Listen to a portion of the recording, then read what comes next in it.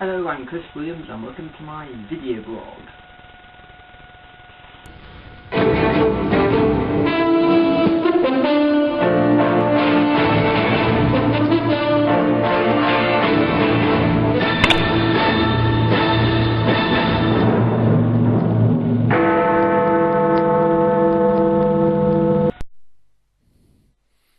Okay, I'm standing up as you can see, so that means I'm going to talk about a really passionate topic today, and that topic is atheism.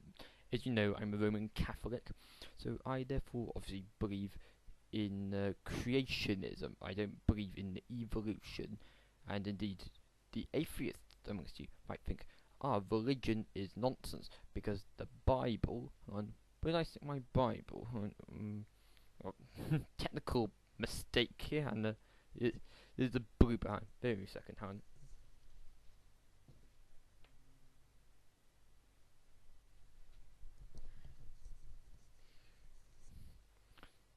That wasn't supposed to happen, but I'll leave that in because I'm in a bit of a hurry.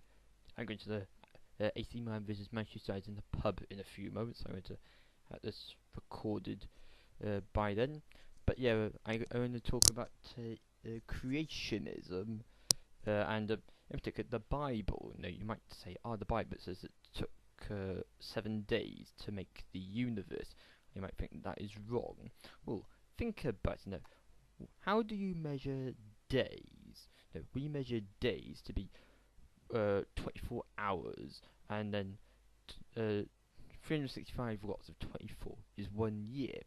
But there's no guarantee that 7 days, where God is thinking, there's no guarantee that 7 days that we think of as days is what he is thinking of. Bear in mind, it says in the Bible that various people died when they were 600 years old. Well, I've got my calculator here. 600 divided by 12 full moons equals 50. So, someone who died when they were 600 years old, no, it could be months rather than years that they're talking about. It could be a translational issue, in which case they died when they're 50, which is more in keeping with the real world.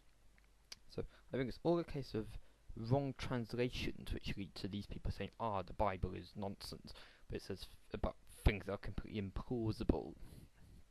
And of course there's a lot of other instances in the Bible. I'm not going to take up too much time about the Bible, but it's a vast book. This version, which is this version here is 300 years old this year in 2010 apparently, so happy birthday to this copy of the Bible. Oh no, that's wrong. It's the King James Bible that's 300 years old. This isn't the King James Bible. This is the English Standard Version, but they're all the same, they aren't they? Right, this has got 1,042 pages in it. I've never read all of it. You can see there where my bookmark is. Yeah, there. That's how much I've read of it so far. Obviously, in church, they dip in and out of various sectors, but you can get the gist of it. But yes.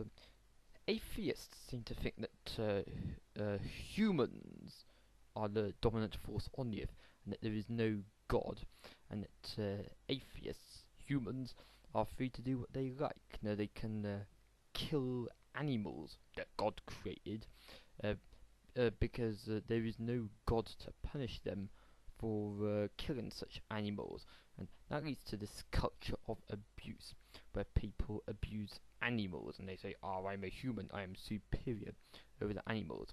They also cut down the home. If the animals live in trees, they cut down the homes of such creatures, so to build motorways, robbing the creatures of their habitats and cause distress for the animals, in some cases death for those animals, of course. So if you think about it, when the world started, there was dinosaurs, but then bang, asteroid or comet, dinosaurs no more, and then in came little creatures, but then bang, more catastrophe, either a comet or an asteroid or environmental change, and then we're onto a new wave of living organisms, namely the mammals, the apes and gorillas, and some say that they evolved into humans. Personally, I don't think that's the case. I think that there might have been some kind of environmental change, which meant that humans are a new concept compared to gorillas and apes. So, maybe the weather got too hot or too cold or something like that, and there was an environmental change, which meant that these hairy apes and gorillas who were bent over and are unintelligent, something happened. So they became thinner, they stood upright, and their hair fell out, and life became difficult for them. So they had to overcome hurdles to get food, and that then developed into our modern day humans. So I'm not convinced that there is a definitive link between humans and monkeys, gorillas, apes, those kind of creatures. But the message I'm trying to get across is that at the end of the day, there has to be a god responsible for, whether it be environmental change or some kind of other global catastrophe like a comet or asteroid impact.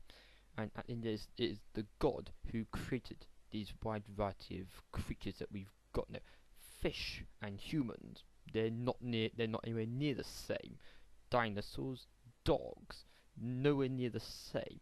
Because some people think that aliens might exist on other planets. Well, I put it to you, if we did find aliens on other planets, they might be very similar to the creatures we've already got here on Earth. Humans are not the only creatures living on Earth. There are loads of other creatures living on Earth, all of whom are radically different compared to each other. Because we can't speak to dogs, we can't speak to cats, we can't speak to gorillas. They all speak their own unique language, and we need to treat such creatures better and treat the Earth in general better before we develop any ideas about how we might treat any alien beings that we might find in the universe. Although personally, I think that we are alone in the universe. We are a one-off form of intelligence exclusive to this part of the solar system, largely due to environmental things that have happened to the planet over the course of history. Okay, thanks for joining me for this video blog. Do join me for more video blogs over the next few days, weeks, and months. I blog on a daily basis.